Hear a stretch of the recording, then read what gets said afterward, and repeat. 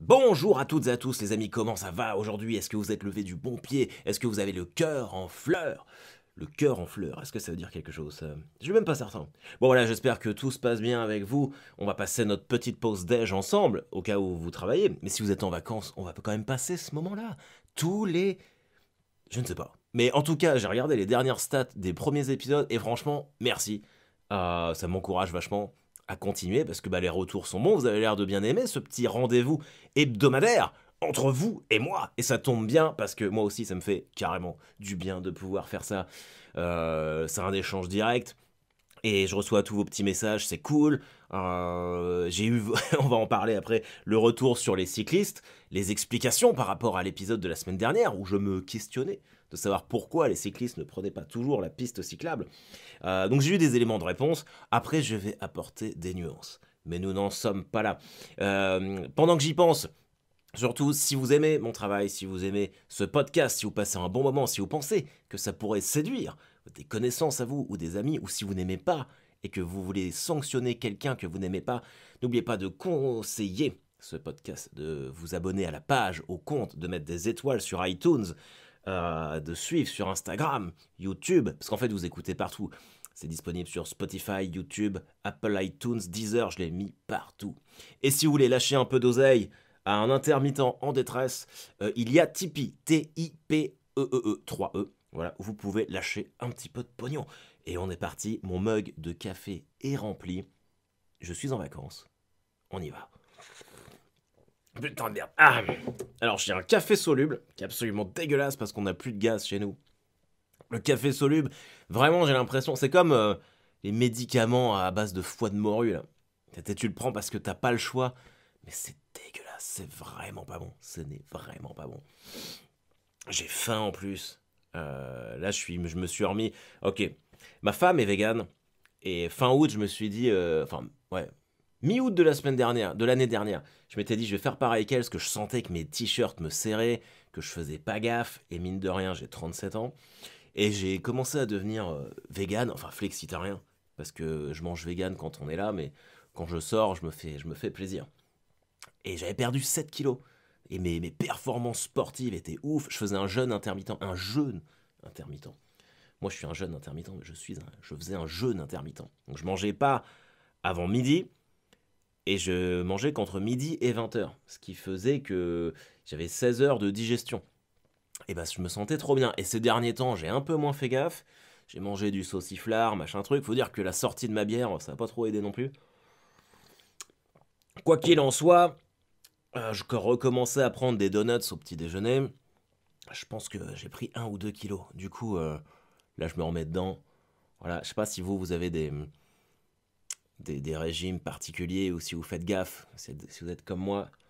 Mais c'est fini. C'est fini l'époque où, tu vois, tu pouvais te faire un Burger King ou un McDo avec un Maxi Best-of et 3 crocs McDo en plus. Si je fais ça, j'ai les miches qui tremblent pendant 15 jours.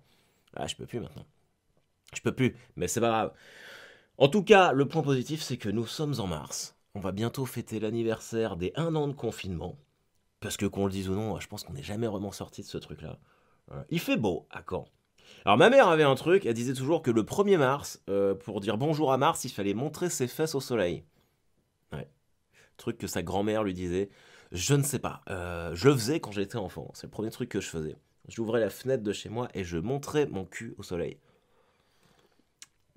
Étonnamment, étonnamment, avec l'âge et l'expérience, je ne le fais plus et surtout, je n'ai pas conseillé à mes enfants de le faire aussi. Voilà, 1er mars. Si c'est votre anniversaire en plus, j'ai un pote, c'est son anniversaire aujourd'hui. Si c'est votre anniversaire, je sais pas, ouais, peut-être qu'effectivement, faites-vous plaisir, montrez votre cul à tout le monde. Comment vous allez, les amis? Est-ce que vous aviez des vacances à la neige? Est-ce que vous y êtes quand même allé? Parce qu'il paraît que toutes les descentes, je sais pas comment on appelle ça, les télésièges sont fermés. Moi, je déteste le ski. J'y suis allé l'année dernière pour un festival. Le festival était vraiment cool. Ça s'appelait. Ah merde. Euh, Non, non, j'ai un trou. Les sommets du rire. Les sommets du rire à Arèche-Beaufort. C'était incroyable. C'est la dernière fois que je suis allé à la mer. Et je me rappelle. À la mer, à la nage. À la neige. Il a du mal aujourd'hui, le mec. Ça, c'était cool et j'en ai pas suffisamment profité quand j'étais là-bas. Je me plaignais énormément. Et qu'est-ce que je regrette maintenant? Qu'est-ce que j'aurais dû plus en profiter? Ah, ça passe tellement vite. Qui aurait cru il y a un an qu'on en serait là? Là, je vois, il y a 2 jours, le 26 février, j'ai posté ça sur mon Instagram. C'était l'anniversaire du dernier concert que j'ai eu au Zénith de Paris. C'était Tenacious D, groupe de Jack Black. Ça avait été incroyable. Et ça fait déjà un an qu'on se tape cette merde. Un an. Et qui aurait pu croire que... J'avoue, quand il y a eu le premier confinement, j'étais un peu content parce que voilà, moi, ça faisait 1 an et demi que j'étais sur la route, j'avais fait toute la tournée avec Blanche, après j'avais fait la mienne, j'avais pas vu beaucoup ma famille, et franchement, le premier confinement, j'ai un peu pris ça comme une soupape de sécurité pour ma santé mentale, quoi. J'en pouvais plus, fallait que je fasse un break. Mais bordel, qu'est-ce que ça me manque maintenant? C'est fou, et le truc, c'est que. Bah, mine de rien, on n'en voit pas trop le tunnel, hein, le bout du tunnel, c'est ce truc-là. Quand je vois que Roselyne, ce matin, dit que non, la culture n'est pas à l'arrêt en France. Fuck! Si ça, c'est pas à l'arrêt, je sais pas. Là, pour le mois de mars, j'ai encore dû décaler, annuler 8 dates. Donc, si, c'est quand même un petit peu à l'arrêt, quoi. Mais qu'est-ce que j'ai hâte! Qu'est-ce que j'ai hâte de repartir partout, d'aller vous rencontrer, où que vous soyez, à Rouen. Il y a un nouveau théâtre qui a ouvert à Dieppe, qui a l'air incroyable, qui s'appelle La Sirène à Barbe. Et bah forcément, je devais y aller. Et bah là, ça devait être le 26 mars, il me semble. Bon, ça va pas se faire, évidemment, ça se fera à un autre moment, c'est sûr. Mais c'est typiquement, je crois que c'est vraiment le moment où faut pas qu'on perde espoir, quoi, tous. Euh, et c'est compliqué. Du coup, c'est aussi pour ça que je fais ce podcast-là, pour entretenir le lien avec vous. Euh, Essayez, pourquoi pas, de vous changer les idées. Et puis bah quand vous me répondez, que vous m'envoyez des trucs et que je vois que le podcast il est écouté, et bah moi ça me fait du bien aussi. Donc faut qu'on soit tous ensemble, qu'on tienne le coup. Et c'est vrai qu'il y a bien un moment où on va en sortir, mais ça va être compliqué. Ah, je suis désolé, là on entame un peu avec la réalité, c'est la réalité de notre monde. C'est comme ça. Après, mine de rien, l'expérience de ma vie personnelle m'a toujours montré que c'est au moment où vraiment je perds espoir et que ça va mal, où il y a des choses positives qui se passent. Donc, et j'ai des exemples extrêmement concrets. J'ai des histoires, on appelle ça des feel-good stories aux USA. C'est ma femme qui appelle ça comme ça. Par exemple, je vais vous dire un truc. En mars 2017, il y avait Korn qui devait passer. Korn, qui est pour ceux qui ne le savent pas encore, mon groupe préféré ultime. Et il passait au Zénith. Et j'avais pas l'argent pour y aller. J'avais pas l'argent pour acheter la place. C'était compliqué à l'époque.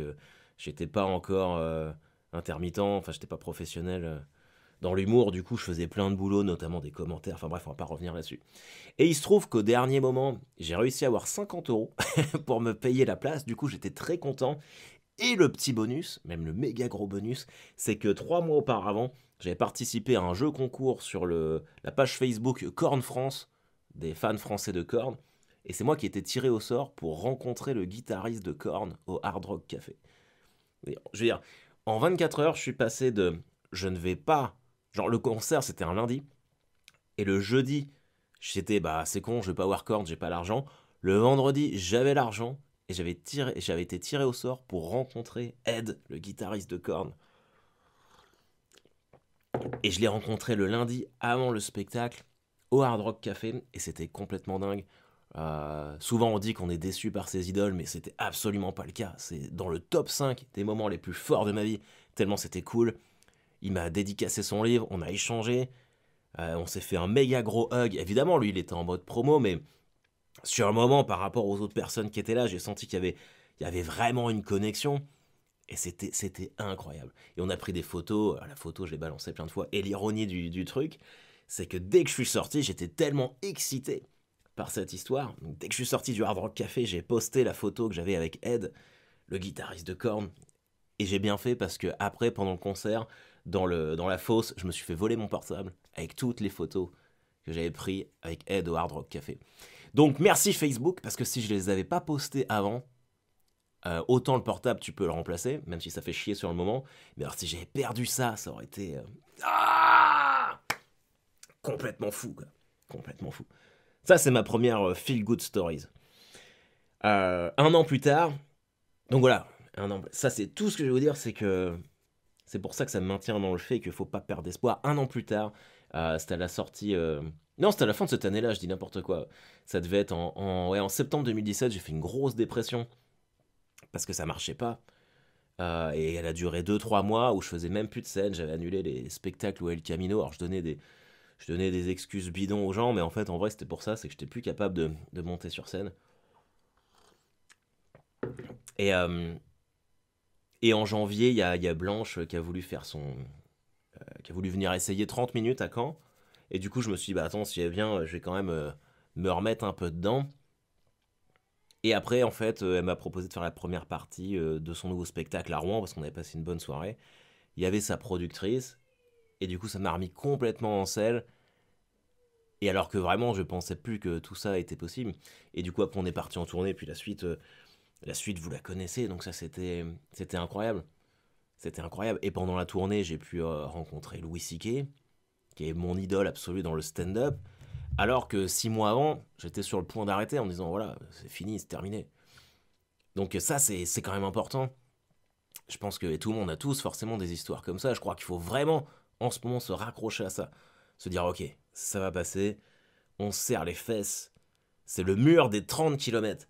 Si vous avez couru des marathons, vous savez ce que c'est. Quand tu cours ton marathon, au 30e kilomètre, t'en as 42 à faire, tu te prends vraiment un mur. Enfin, il y en a certains, ça le fait pas. Moi, ça me le fait à chaque fois. Tu prends un mur psychologique, quoi. Bah là, je crois qu'on est en plein dedans. Et puis voilà, quand tout est perdu, au final, on ne sait pas si c'est perdu. Parce que voilà, un miracle peut toujours arriver. Et c'est ce que j'appelle la jurisprudence Rodelin.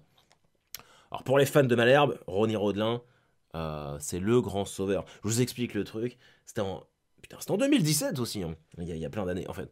Le Stade Malherbe va descendre en Ligue 2. C'est la dernière journée de championnat. On est mort. Il reste plus que 2 minutes à jouer et on joue le PSG au Parc des Princes. Nous, on a une équipe en bois. Et tout le monde nous condamne, nous dit qu'on va descendre. Et voilà ce qui se passe. Je vous ai retrouvé l'audio. 3 minutes de temps additionnel, on vient de rentrer dans le temps additionnel. On change complètement de côté vers Vincent Bessa, mais ça a été vu par Aurier. Mais Bessa va quand même récupérer le ballon avec cette passe de Manu Moreau pour le décalage de la place qui rentre dans surface de réparation. Le centre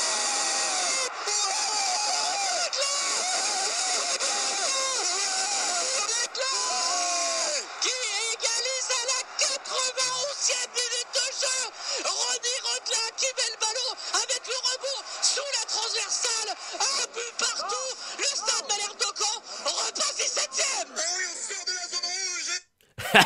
Le Stade Malherbe de Caen repasse 17ème. Ça, c'est comme si, chez nous, ça veut dire qu'on gagne la Ligue des Champions. 17ème. Mais et rien que de l'entendre, là, j'ai encore des frissons. Ah, c'était fou. Et bah, là, on avait perdu espoir. Et le double R, Ronnie Rodelin. Ah putain, c'était incroyable. Incroyable. Je me rappelle de ce match, je l'ai regardé chez moi. Mon fils avait même pas 1 an, du coup, il fallait pas faire de bruit. Et j'ai dû faire, vous savez, une de ces célébrations silencieuses, quand les enfants dorment. Et t'as le but, et t'es là, devant ta télé. Ah, c'était fou. J'ai adoré ça. Fuck. Putain, c'est vraiment dégueulasse le café soluble. Bref, les amis, j'ai hâte qu'on se revoie tous. Et ça va bientôt arriver. Bon, allez, faisons 2-3 blagues, là. Putain, j'étais sur Twitter aujourd'hui. Et j'ai appris, un peu de culture. J'ai appris qu'on disait Van Gogh, Vincent Van Gogh, on le disait mal, nous, en France. Ça ne se dit pas comme ça. Bah, apparemment, tous les pays le disent mal. Mais en hollandais, on ne dit pas Van Gogh, mais Van Gogh. Van Gogh. On dirait tellement le nom d'un acteur porno, là, de Pornhub. Jason Van Gogh. Imagine si t'arrives... On est obligé de dire Van Gogh. Tu vas pas arriver dans un musée... Est-ce que je pourrais voir les tournesols de Van Gogh? C'est pas possible. Van Gogh. Là, ça m'a fait marrer. J'ai même pas plus de blagues que ça, en fait, à faire. Van Gogh. Non, regarde.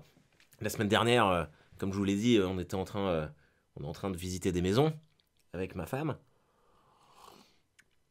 On en a peut-être trouvé une. Et je mets bien peut-être, parce que moi, je suis ultra méga paranoïaque et précautionneux. Mais ça me stresse.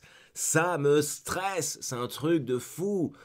Oh là là. J'ai peur de faire le mauvais choix. J'ai peur que la banque nous suive pas. J'ai peur qu'il y ait plein de trucs. Est-ce que ça vous a fait pareil? Est-ce que ça vous a fait pareil? Les achats immobiliers comme ça. Nous, on n'a jamais fait ça en plus. C'est la première fois.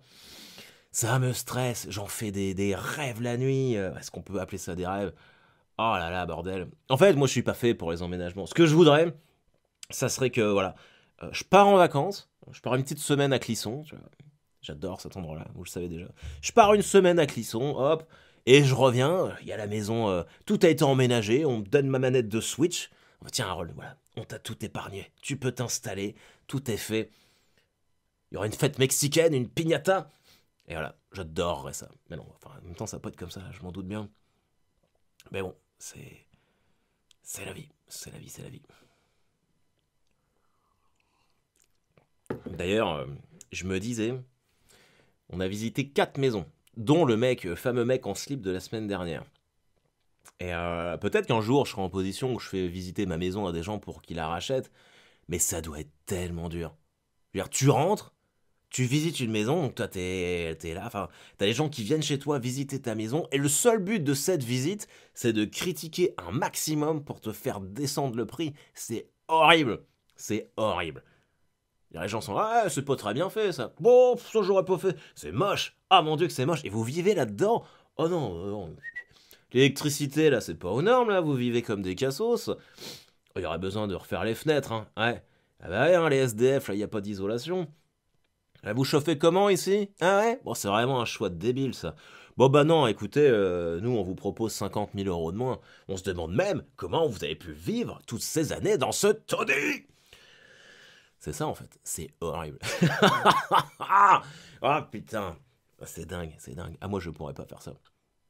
Je pourrais pas faire ça. Ouais, quoi qu'il en soit, on a passé une super semaine. Les enfants étaient en vacances chez mes parents et mine de rien, c'est une vraie bouteille d'oxygène ça. Quand tes enfants ne sont plus là pendant un certain temps, t'as quand même ce... Déjà tu dors bien la nuit. Ça c'est cool. On a pu regarder des films bien violents. On a regardé ce qu'on voulait. Il n'y avait pas à faire. Est-ce qu'on pourrait avoir docteur machin? Est-ce qu'on pourrait avoir ça? Si, non, je veux des pâtes, non, je veux pas des pâtes qui m'embêtent, nanana. Putain. Même si t'aimes tes enfants, quand ça tu l'as plus pendant une semaine, qu'est-ce que ça fait du bien! On les a récupérés ce week-end et franchement, ça fait encore plus de bien parce que mine de rien, quand tu les récupères, t'es content. Il a fait super beau cette semaine et ce week-end. Et on est allé se promener sur la côte samedi. Mais ça fait tellement chier avec cette histoire de couvre-feu à la con là. Alors t'es obligé de partir à 17h parce que le temps de rentrer. Alors que ça devient magnifique parce que le soleil commence à se coucher. Il y a moins de vent, t'en profites, tu vois. Et non, je peux rentrer. L'horreur. Ouais. Et bah devinez quoi? À la plage, j'ai encore vu un mec en slip. Non mais sérieusement, c'est fou. Un mec en slip de bain, exactement. Mais un vieux, genre entre 60 et 70 ans, argenté. En plus, c'était horrible. Vous savez, ça fait partie de ces vieux qui sont. C'est même pas poilu, c'est velu. Et le gars, il s'essuyait avec une serviette là, et en fait, ça étalait plus les poils sur sa peau, que ça ne les séchait, c'était horrible. Et tu vas pas me faire croire que t'as pas froid. Tu vas arrête de mentir, mais on est tous là avec nos doudounes et nos bonnets, toi t'es en slip de bain, puis rigoler. Je sais pas pourquoi il a une tête bizarre, le mec. Je sais pas comment. La tête d'un méchant dans Tintin, presque. Enfin, c'était horrible. Et le mec, il était là avec ses petits-enfants à rire. J'aime pas les gens qui sont tout le temps dans la joie, comme ça fait faux. Et le mec, il a juste mis un t-shirt et il est resté en slip de bain à moitié mouillé, pieds nus. Et il faisait un jokari. Et il était heureux. Je sais pas si je suis jaloux en fait. Est-ce que moi aussi j'aurais voulu faire un jokari en slip de bain? Qu'est-ce qui peut te rendre plus heureux que ça en fait? C'est lui qui a raison. C'est lui qui a raison. Mais il faisait quand même froid. Faut quand même être... il doit avoir une sacrée paire de balls lui je pense. Un mec comme ça il a forcément une grosse bite. C'est sûr. C'est sûr, j'ai pas regardé mais... Tu te mets pas dans une situation comme ça si t'as pas une grosse tub. J'y crois pas une seule seconde. J'y crois pas une seule seconde. Ma fille est toujours stressée quand on va à la mer maintenant, parce que l'année dernière, on est partis tous les deux. Voilà, ça me fait marrer quand j'y repense. On est partis tous les deux à la plage. C'était l'été, hein, il faisait beau. Et on marchait sur le sable. Seul sur le sable. Pardon. On marchait sur le sable. Et à un moment, je regarde l'horizon en mode poète. Et je l'entends, je la voyais qui commençait à faire un château avec ses mains, elle avait oublié ses pelles et tout. Commençait à faire un château en train de creuser dans le sable. Et j'entends ah. Et je me retourne et je la vois qui monte ses mains. Au début, je pensais qu'elle me montrait une chauve-souris morte. Et en fait, un éventail de merde. Elle avait creusé trop, elle avait creusé dans le sable, exactement à l'endroit où un chien avait chié. Je vais dire, c'est pas ta journée, toi. C'est pas possible. Faut quand même sacrément avoir pas de bol pour creuser avec tes mains à l'endroit exact où un chien vient de faire ses besoins. Ah, c'était horrible, la pauvre. Et du coup, je l'ai emmené, il y avait un petit bar à côté, donc on lui a lavé les mains, on s'est fait une crêpe au Nutella avec un jus d'orange. Elle était, moi, je veux plus retourner à la mer, je ne veux plus retourner à la mer. Et ça, en fait, il faut vraiment conjurer le sort direct. Donc je fais, non, on va y aller, et t'inquiète pas, on va refaire un château de sable, c'est juste que t'as pas eu de chance. Ça arrive, enfin en vrai ça n'arrive à personne d'autre qu'elle. Et on y retourne, et on fait un château, après on se promène un peu sur la plage, et on essayait de faire des ricochets. Et elle prend ce qu'elle pense être un caillou, elle fait bah il est bizarre ce caillou. Et en fait c'était une vieille merde de cheval séché. Voilà. Ah, c'était pas sa journée, mais qu'est-ce que je me suis marré. Du coup, maintenant, c'est limite si elle va pas en combinaison bactériologique sur le bord de mer. Ça l'a vraiment marqué. Ah, qu'est-ce que c'était drôle. Qu'est-ce que c'était drôle. Ah, vous avez vu, les amis, ça fait déjà 25 minutes qu'on parle ensemble. C'était fou. C'était fou. On va bientôt arrêter. En plus, j'ai fini mon café. Non, je voudrais juste revenir sur les cyclistes. Alors, j'ai eu des messages, souvent, enfin, vous dites tous la même chose, que voilà, les cyclistes ne prennent pas la piste cyclable, parce que souvent, ce sont des pistes vétustes, qu'il y a des vieux qui se promènent, qu'il y a des détritus, machin truc. Enfin, en gros, si j'ai bien compris, c'est que vous ressentez mieux le ride, quand vous êtes sur le bitume, sur l'asphalte pur des voitures. Ça, je peux entendre. Mais mine de rien, moi, j'habite à côté de Caen, à Saint-Quentin. Et il y a quand même une piste cyclable sur la départementale qui est tout à fait correcte. Je le sais parce que je cours souvent dessus. Donc vous ne m'enlèverez pas de l'esprit qu'il y en a quand même qui font chier et qui pourraient se mettre sur la piste cyclable. Mais c'était cool d'avoir votre avis. Euh, ah là là. En fait, je crois que je suis jaloux des cyclistes aussi. J'aimerais tellement me faire une balade à vélo. J'ai pas de vélo, moi. Je suis pauvre. On avait un vélo. Et on se l'est fait voler dans le local à vélo. On l'a utilisé 2 fois, je crois. Du coup, on n'a plus de vélo. Donc voilà. Mais si jamais on a une maison, peut-être qu'on se remettra à faire ça. Voilà, écoutez. Ah, sinon, je voulais vous dire ça. Je sais pas si vous avez pris Disney+. Moi, en général, je le prenais à Noël pour les enfants. Mais vu qu'il y a l'option Star maintenant sur Disney+, qui donne accès à plein de séries trop cool. Ils ont mis tous les Scrubs, par exemple. Et moi, les Scrubs, j'adore ça. Et là, on regarde The Strain avec Elisabeth. Et moi, j'avais lu les livres. Les livres, ça s'appelait La Lignée. C'est Guillermo del Toro qui avait écrit ça. Et en fait, donc c'est une invasion de vampires, mais c'est vraiment revisité. En fait, ce sont des vampires qui ont une espèce de dard qui sort de la bouche. C'est pas un truc de canine, mais c'est incroyable. Et la série, le livre était ouf. La série est vraiment pas mal. Donc si vous savez pas quoi regarder en ce moment, c'est le petit tips que je vous donne, The Strain sur Disney+. Vous allez voir les Strigoi. Parce que les vampires, ils appellent ça des Strigoi, parce qu'il y a un vieil Arménien qui sait tout. Ah, je vous dis pas, mais si vous l'avez vu la série, on peut en parler, ça serait cool. Et, d'ailleurs, en parlant de série, je voudrais votre avis sur Walking Dead. Je sais pas si vous continuez. Moi, j'ai arrêté. Nous, on a arrêté au 5e épisode de la saison 10. Vraiment, j'en pouvais plus, quoi. Il se passe rien. Déjà, bon, qualitativement, ils en avaient perdu, mais là, c'était nul à chier. C'était nul à chier. Et j'aurais savoir s'il y a des courageux qui ont continué, là, qui se font la saison 11 en ce moment. Parce que, wouh, c'est vraiment bien de la merde. Parallèlement à ça, je vais essayer de mettre ça en place aujourd'hui, 1er mars. Si vous avez un compte Nintendo Live, si vous avez la Switch, j'en avais déjà parlé, j'avais fait un petit sondage sur Instagram et la plupart d'entre vous étiez chaud. je vais je vais mettre mon blaze de Nintendo Switch pour qu'on devienne amis. Et comme ça, on pourrait se faire des tournois de Mario Kart. Et je trouve que ce serait cool. Comme ça, enfin, si ça vous tente, bien sûr, mais je me dis que ça peut. Voilà, on peut peut-être faire ça pour garder le lien. Et puis voilà.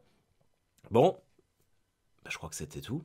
Vous avez fini de manger ou peut-être que vous êtes en pleine randonnée dans la forêt. Prenez le temps de respirer. Et j'espère que vous allez passer une excellente journée, une excellente semaine. Il va faire beau encore, je pense.